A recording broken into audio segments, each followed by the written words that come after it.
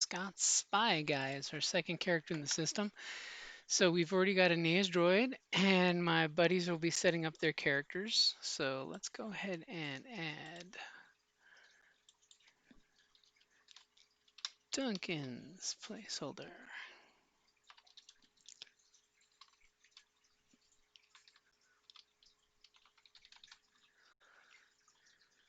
Bam, bam, just like that. So we're gonna go ahead and bring up the Spy Guy. Speed things up. We're gonna upload a picture. Really original, like ridiculously original. Just call him Spy Guy.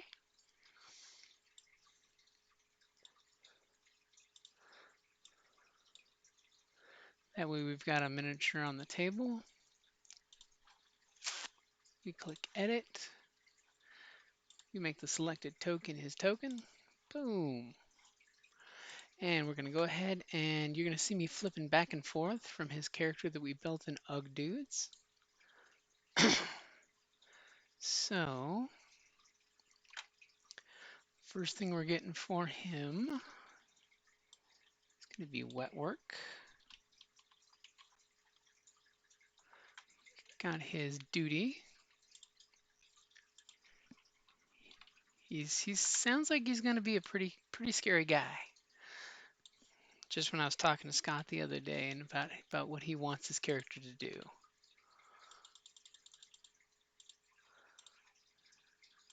And legend crafting. So he's basically his duties that he wants me to throw into games because that's pretty much what duty, comes out to is what is it exactly you're wanting your GM to give you options to do? Is he either wants to half the time he wants to be whacking somebody, the other time half the time he's wanting to make an actual legend for himself. So he's basically creating cover identities, which that's going to be kind of fun because he's seen what Kelly's had to do in Daggers of Freeport, and that's gonna definitely give them something to do. Okay, so species is human.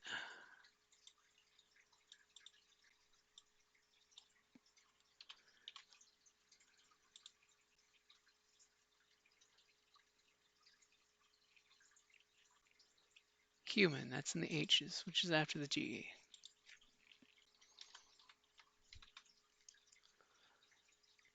Okay, total experience.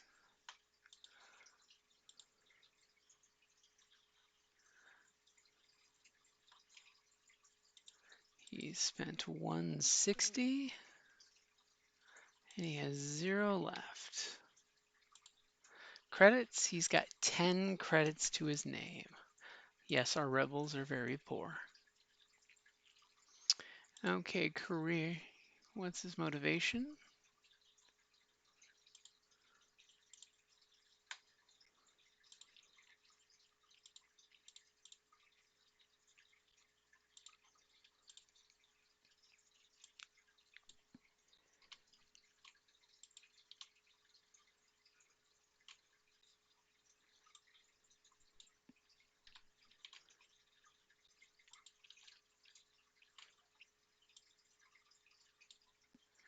He is a believer in the Force, believe it or not.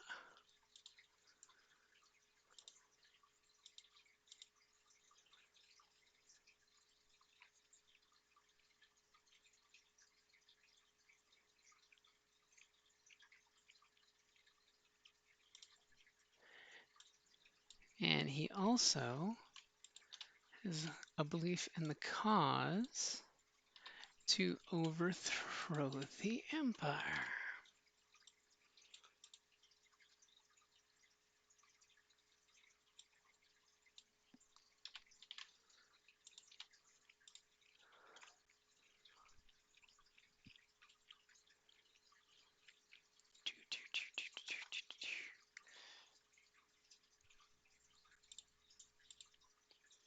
And he is a spy sleeper agent.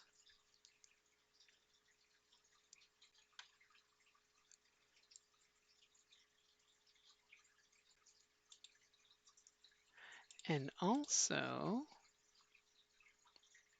universal,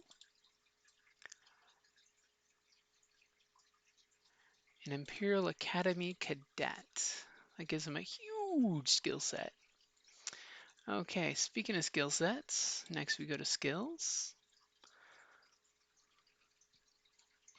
And we know he's got 12 wounds. He's got 12 strain. He's consistent here. He's got 1 defense with the armor he's got, and 2 soak. So he's really not meant to take a beating, but he has defense thanks to some of his gear. His stats are going to be 2, 3, 3, 3, 2, and 2. Okay, so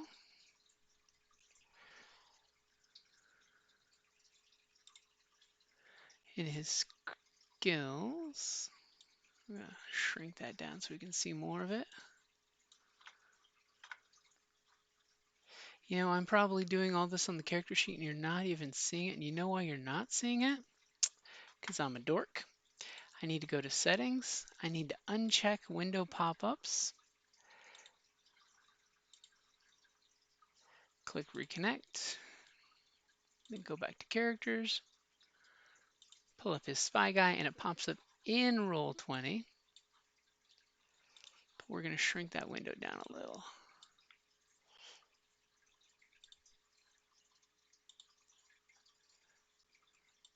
So that way I can see both at the same time, both the UG dude and that. It'll make the skills so much faster. So he's got Charm as a career skill and happens to have 1 rank in it. He happens to have Computers as a skill and has 2 ranks in it because he is the slicer guy. Let me just double check. Okay, yep, you can see the character sheet here. He has Cool as a career skill because spies got to keep cool. And he has Coordination because spies sometimes need to run away from stuff. As he levels, he's going to put some points in there, I'm sure. We've got Deception because you can't be a spy guy without lying. And yes, he's already got at least 1 rank in there. Then Discipline, because a spy has to not lose their shit. Discipline is important. And he does not have a point in Discipline. Then we have Education, which is down here. It's kind of important for his career tree because he basically gets to use education to know floor plans of Imperial buildings and such and Imperial ships. So it is kind of important he's put some points in there. This way he can immediately say, I know where we need to go. That way you're not like Obi-Wan Kenobi blindly wandering around the Death Star. We've got 1 point in gunnery. That's where he put his human skill because that way he's a good gunner starting off. It'll cost him 15 to get another rank in it, but hey, at least he's got it. And we've got 1 rank in melee because I thought that would be important for him to have. Because sometimes you just got to be able to jack some stuff up. Then we've got perception because spies need to see things, which also makes him really good for a helper in a cockpit because he can help plot course. Then we've got skullduggery because sometimes spies need to steal stuff. And he's got 1. Nope, he does not have a rank in skullduggery. He has a rank in stealth because, hey, you need to be sneaky. And then he has knowledge warfare because that's kind of important. If you're a spy guy, you need to know what you're looking for. So that is his skills. Just double checking. His are quite spread out with computers being his important one, since he's supposed to be the slicer of the team. Okay. And let me check one other thing real quick, because I need another window for that. I'll just go into Google and type in Edge of Empire Wiki. And you'll be amazed what comes up is the Star Wars RPG FFG fandom.com wiki. And that has all the career trees you need, including the ones that are not included in Ugdudes, which is nice. Let me go ahead and pull that up. And I'll be kind of honest. This whole game was inspired by the whole fact that I've been playing Star Wars Squadrons, and a few of my players all honestly said, we've never really done piloty types. It's usually ground pounders or smugglers. Nobody's ever really played, just a fighter pilot squadron. So that kind of motivated the whole, let's make this happen. So I'm pulling up the careers page for Universal because I am a huge fan of the Imperial Academy Cadet because in skills, you get bonus career skills of knowledge warfare, which he already has, but you do pick up leadership as a career skill and piloting space as a career skill and ranged light, which he doesn't have a rank in it yet, but he does have access to it, which is nice. And then let me pull up his career tree. If Chrome will not make it full size.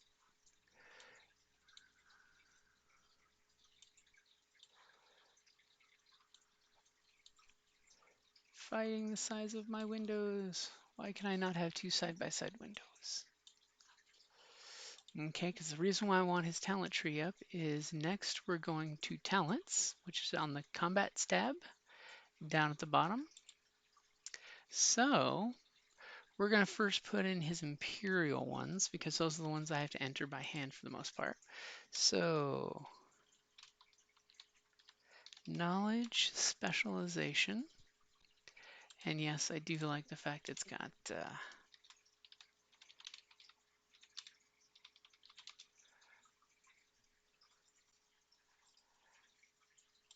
the ability to spell check.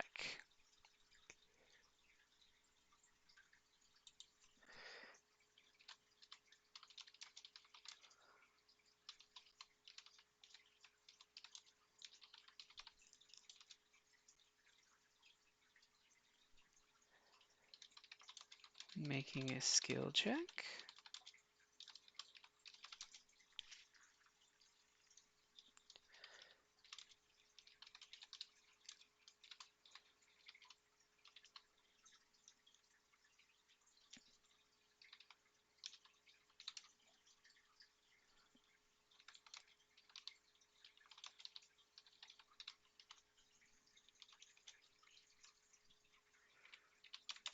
To gain additional.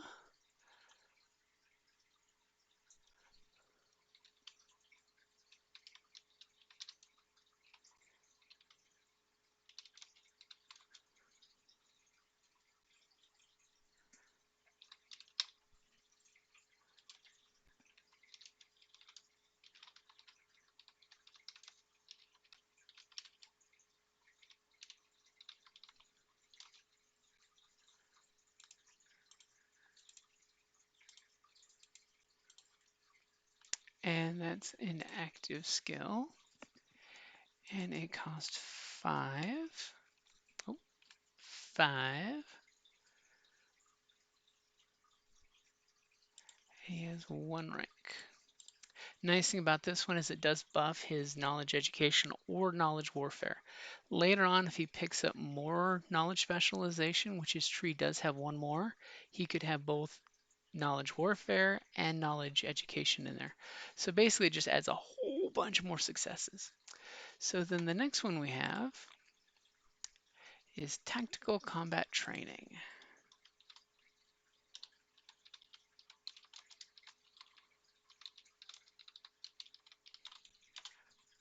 Okay, and that's when melee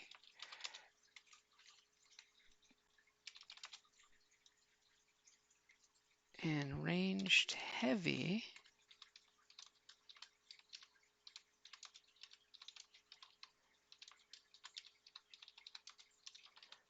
our career skills, which really helps a career that he had, which was spies, which is not combat weapons heavy, then gets the ability to, oh, wait, and by the way, these two things are now skills. So now he's got a range in that, a career in that. So now he's got access to a lot of skills. Because career skills, it's only 5 experience, and in one good session, you can get 15 points. You can basically get 1 rank in every one of these skills. So that way he's really super well-rounded. So back to talents. So that is a passive, and it costs 10. Super cheap way to make 2 of your most common fighty skills. And there's no rank in it. Then we get the cool skill. This is the one that I really wanted our spy to have, because now he can go into bases and say, you know what, I know the floor plan.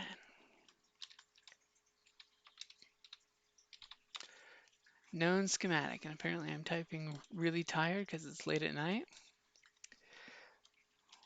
Once per session.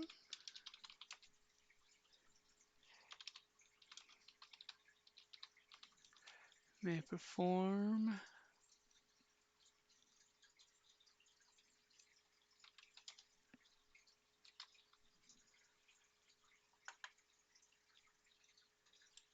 And the important thing is this is a maneuver, not even an action, it's just a maneuver.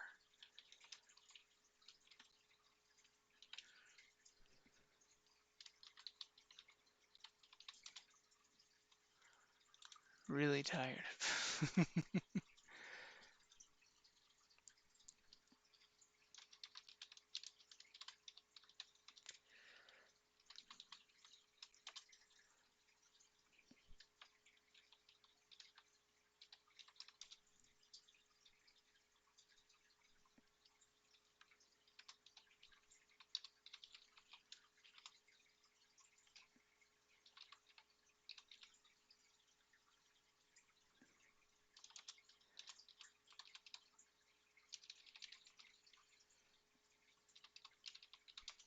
Successes grant familiarity.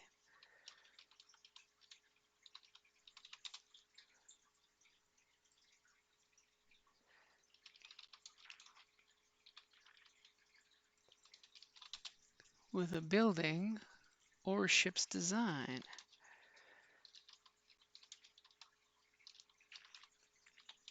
I absolutely love this ability because this really does help your players actually like know the lay of the land. You can go directly to engineering. This way nobody has to stop and pull up a schematic every 5 feet, which is really nice. Because as a GM, it's a really good narrative tool. And of course, next rank there would be the knowledge specialization, or you can go sideways to full throttle. Okay, so that's the ones that are in the Imperial Cadet. Now we're going to go to the specializations that he picked up as a sleeper agent, which thankfully is pretty much just one. Let's see if Begging for XP has that on their Age of Rebellion site. These are all the little tricky sites that I use that have great tools. I do believe we have a post of our favorite Star Wars tools that has like the links to these to just, hey, this is where you can find their websites.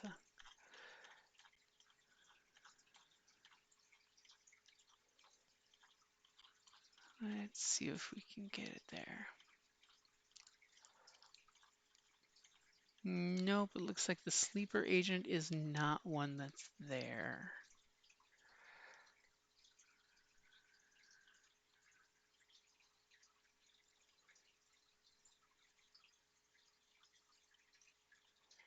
Nope, so cunning persona.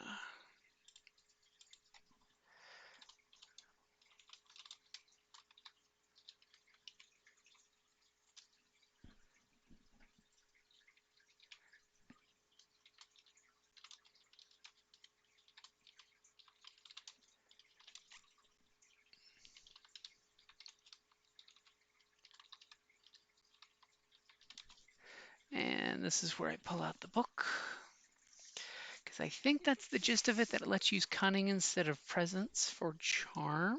But let me double check. See, this is why it's good to have the actual books. Okay. So you've got the courier, the interrogator, and we're looking for the sleeper agent, which in the book Ciphers and Masks has a really cool looking Imperial Death Star tech, with the cool black helmet. Okay, character may suffer 2 strain to make a charm check with cunning instead of presence. So there's a metric to it.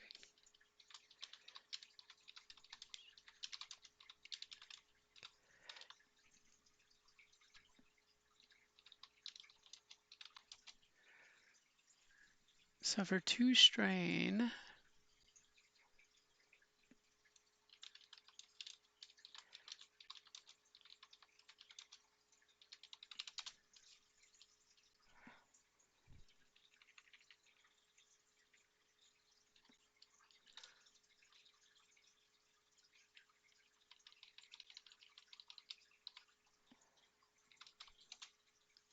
So then what I would do here is copy, go to skills, go down to custom skills, and we'll call it that, cunning persona, and we'll put in the parentheses charm. And that's going to use cunning, and is a career skill. And currently he only has 1 rank in charm, I believe. Yep, only 1 rank. So for 2 strain, he gets an extra dice, which is always a bonus. And of course, as he puts points in charm, he raises both of those.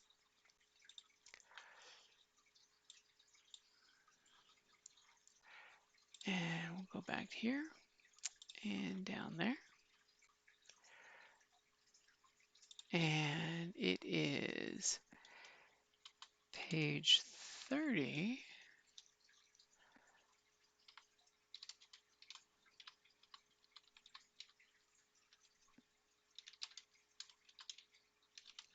Ciphers and Masks.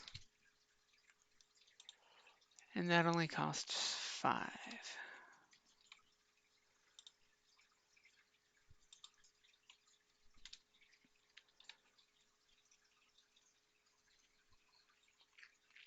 And of course, you can use more school, charming things like well-rounded for another 5 points. We'll let him choose any 2 skills. They permanently become career skills. Reduce the rating of improvised weapons, cunning demeanor, code breaker, bypass security. So the Imperial Cadet gets lots of combat-y stuff, which is nice. Then the Sleeper Agent gets lots of computers and talkie-talkie skills. So he's the face man of the group. Okay, so that's that. He's not going to be a good guy, big guy in initiative, but he's supposed to be putting himself in a position. So then we get down to equipment. First, we'll do weapons because he's got quite a few. I pretty much decked him out to be the covert weapons guy. So first weapon, gonna be sap gloves.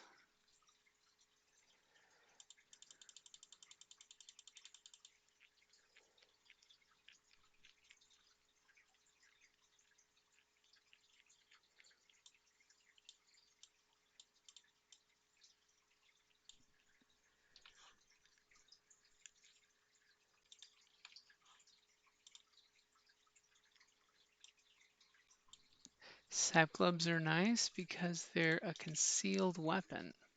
It's nice that it requires a really hard check for someone to spot them. They've got great qualities.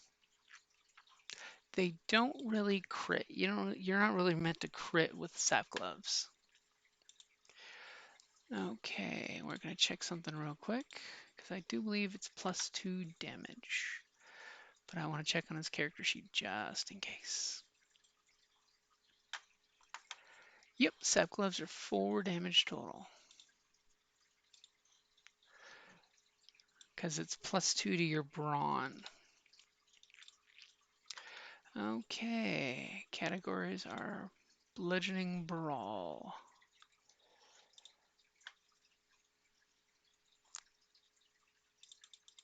Usually I don't bother with the rarity, but I'll put it there.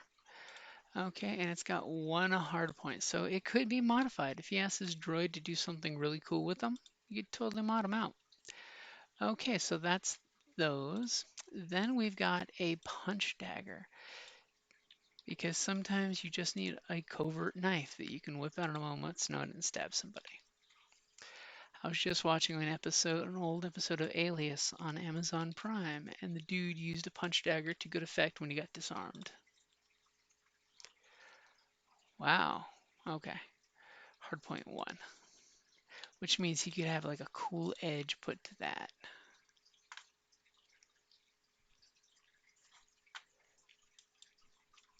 It only does 2 damage, but it does have Pierce 1, so it's guaranteed to always do 1 point of damage, which is one of those ones that honestly the punch dagger is meant to be like poisoned or something, or critting someone with a punch dagger. There's nothing worse than only taking 1 point of damage and being critted into a heap of nothing. There's quite a few different cool martial arts that you can use to add. Okay, let me double check that damage. Let's see. Computer's going slow. I wonder why. Okay, so it's +1 damage, so it's 3 damage total. We're gonna shrink that down. Oh, it's not gonna let us shrink that down. So it's 3 damage. And it also has a difficulty to be seen.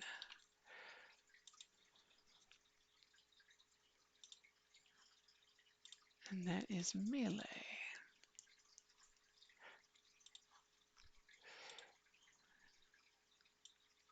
Then because, well, he's the computer guy, right? So just in case, he's got data purge grenades. He's only got 1 though. So it is ranged. It's only good for short range, and it is range light to use a grenade in Star Wars. So it's got a whole bunch of features, because it's really meant to just jack up a computer when you hit it.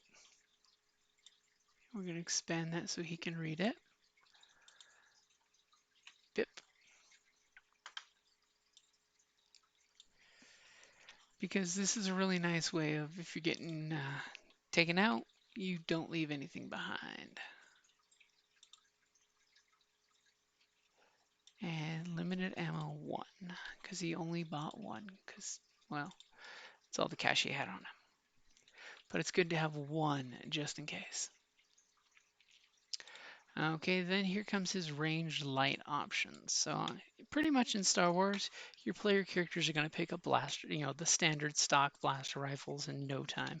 So I always like to give them weird oddball things. Like here is one of the rare actual, slug thrower guns that's in Star Wars.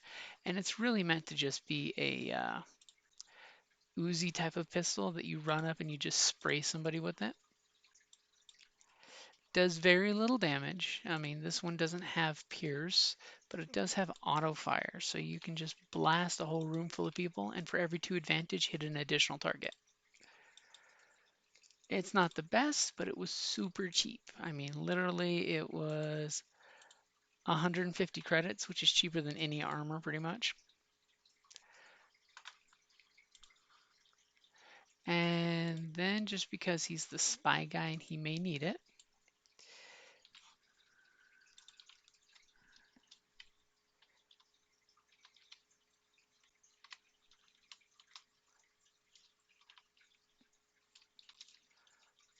the unarmed punch. Because again, like I said, there are a lot of martial arts out there which you can pick up for your characters that reduce the crit rating. They change,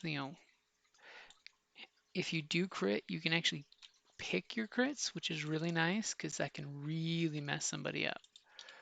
Wrong one. That's what I get for groping for the keyboard in the dark. So that's it for weapons. We don't have any special combat skills yet. And let's go over to item inventory. So he does have armor, but it's not your typical armor. It's the holographic costume. And I sent Scott a picture of this. Basically, it's a really cool costume that he can make a computer check to change on the fly. It does give him defense 1, which is where his defense comes from. And the ability is really cool. So basically, if he spends time, and he has a copy of the uniform, it's only a purple. If he decides to completely pick something randomly and make it from memory, it's 4. So if he has an Imperial uniform, he can scan it with the computers and duplicate an officer's uniform, which is great. Okay, so then we have gear. Let's go to the gear that he's got. So tools. Not only does he have a slicer gear, but he's actually got a Black Ops data breaker, which is like the creme de la creme of slicer gear.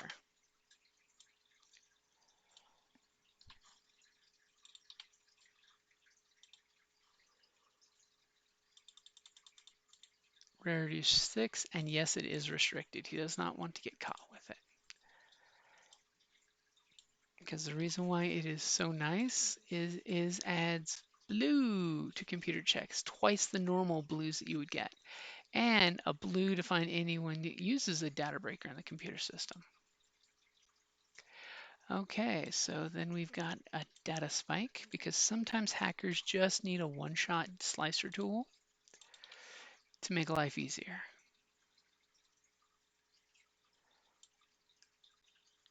And we're going to pick the page number from the hacker one because I'm going to give him a PDF that I have of the hacker book.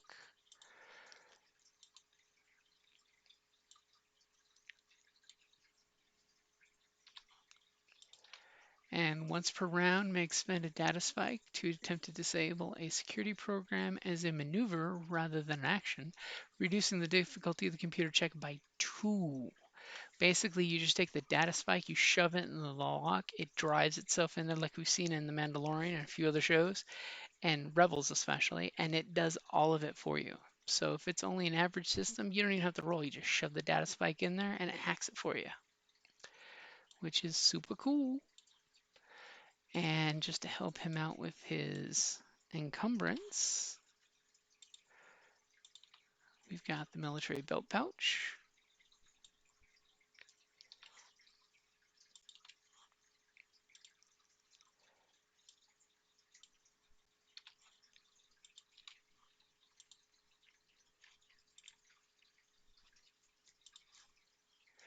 And just for those low-tech situations when you might need to get yourself out of trouble, lockpick sec. And I like how they abbreviate the lockpick. Because, Star Wars. You got to make it Star Warsy.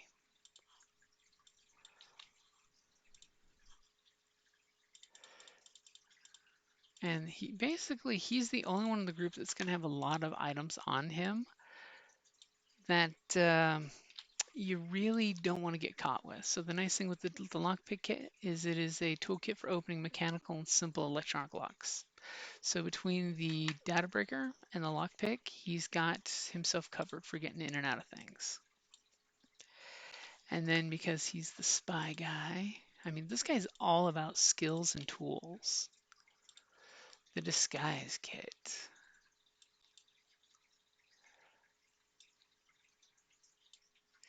And of course, since I wanted everybody to pick strictly from Age of Rebellion, I'm quoting the Age of Rebellion page numbers. And it doesn't really, it's only a rarity of 4. But basically, it's just what it says it is. It's a spy kit. Oh, did I not copy? authentication tools.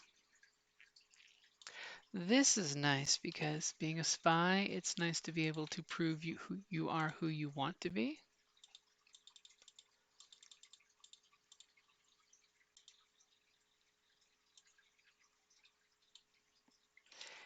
And the bonus of proving when documents are fake. And the last thing he has is a stim stick, which is not stim for healing, but something for recovering strain and helping yourselves out.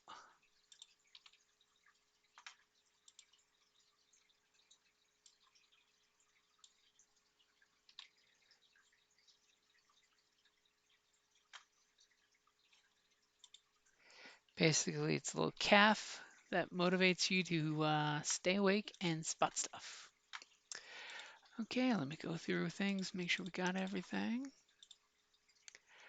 Uh, 10 credits.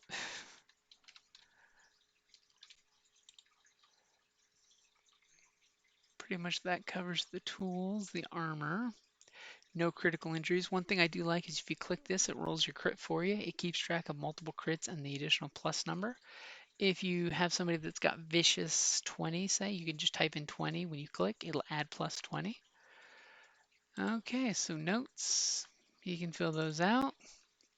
Alrighty, so wow, look at all those career skills. That's a lot of career skills. So he's definitely going to be the bard jack of all trades spy guy that's got the tools. I'm betting some more computers is going to be what he's going for because for 15 points you can crank that up to 3 gold, which is pretty much the sweet spot. And of course, if he hits dedication, he can turn one of the three mains here up. I always try to get people agility 3 because it's used for piloting since I knew he would get piloting. So that way he's not some schlub with an average piloting of 2. Because remember, 2 is galactic average. That's pretty much why humans start out as 2 on everything. Droids start out as 1, but they get a ton of points to specialize in what they want to be good at. So that's pretty much our spy guy. We'll see what name he gets picked. Next, I'll pretty much close this, pull it up, and I will show you how easy it is to invite people. Oh, let's go ahead and this is going to be Scott's spy guy because see when he changes his name, it'll change it with. So here we've got wound and we're going to click this so everyone can see it, visible to everyone.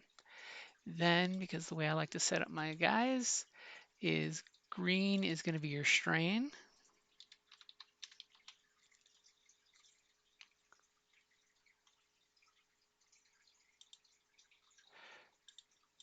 And that I let everybody see because you can see how exhausted your teammates are. Come on, you can see when people need a break.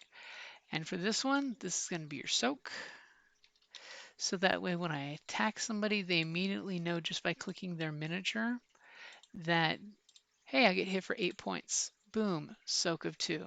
And then if I got hit for 8 points, it's 6. So I would go -6, enter, and it does the math. Wow, that's kind of horrible. Let's fix that. 12. So again, -6, enter. There you go. And you see that he's at half life now. And then when you heal up, you just, I'm 12. And the nice thing is you can see what the number is of your 11 out of 11, so you can heal up pretty quick.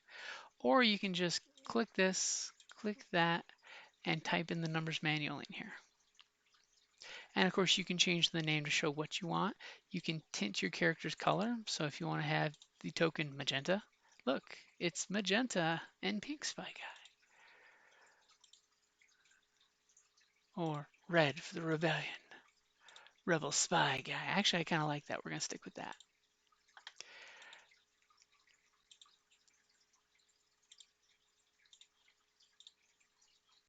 No, not so much on that one. I actually have a better droid picture for Aenea's droid with this really pretty blue steel droid, but these are just placeholders for now. So I'm going to give everybody invites. I'm going to create some NPCs later. Basically, it's super easy. Now that we have characters, we make a folder. We call it NPCs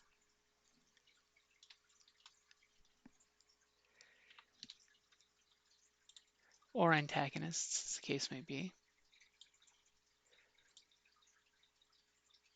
because players are more important.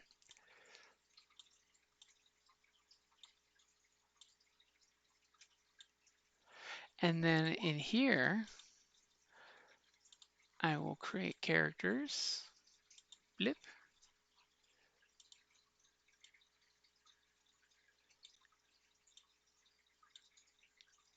And put them in the folder I want them in. That way I've got it in there and I can go ahead and, create Stormtrooper Squad A, Squad B, stuff like that. And then handouts, I can put planetary handouts for the group to see or game mechanic handouts, things like that. Nice thing is you can just click show to players and they get to see something in game, which is really nice. So we're going to go ahead and exit out. We're going to click that so I remember it's clicked because, that's really important when you're playing. That way you can just Alt Tab and not everything's cramming this up. Exit game. And it basically says, do I want to tell the group something, yada, yada, looking forward for the next session, any little notes. And basically when I click it, it will record these forever and a day. So we have plenty of access to them. And then we click this, we're going to go back to our splash page, invite players. I have everybody in, I think, at one point or another, but I'm too lazy to send invites with email. So I'm going to click that link, go to our Facebook chat, and just paste the chat and say, hey guys, here's the lobby. And when they click it, it'll pull up right to this page. So that way it's got the information that they need.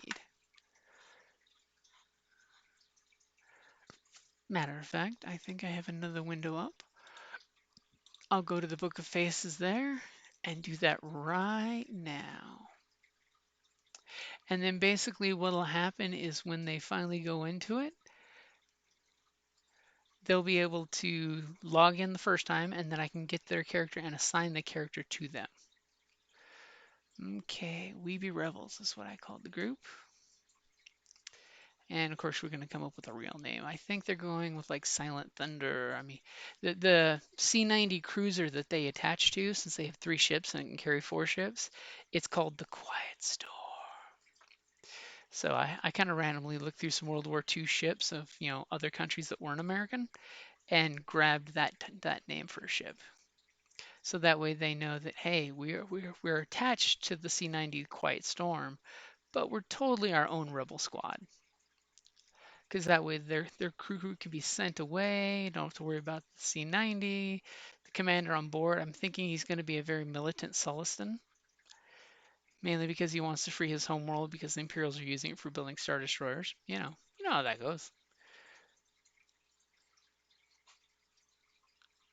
Okay, where are we? In the Facebook group. I have so many Facebook chats. And yes, of course, definitely hit us up on Facebook. It's facebook.com/Creative Playing Podcast Network. Definitely communicate with us there or on our Patreon page. Oh, there we go.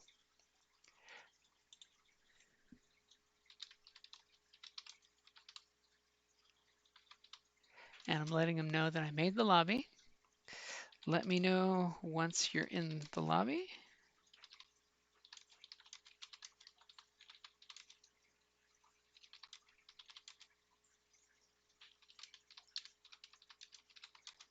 For the characters to be assigned. And then correct my spelling error because apparently I can't see the word characters in text right now. And then basically what I'll do is I'll make up a Weeby Rebels Skype so that way it matches the Facebook group and put that probably in the game notes so that way they have access to it. And pretty much that is it. So we can get ready for our Weeby Rebels for next week. Alrighty guys, like always, thank you for watching. Thank you for listening. Thank you for chatting. Sorry, I was like completely neglecting in the chat there. But that is a good place to wrap it up there and call it a night for work tomorrow. Alrighty, guys. Later.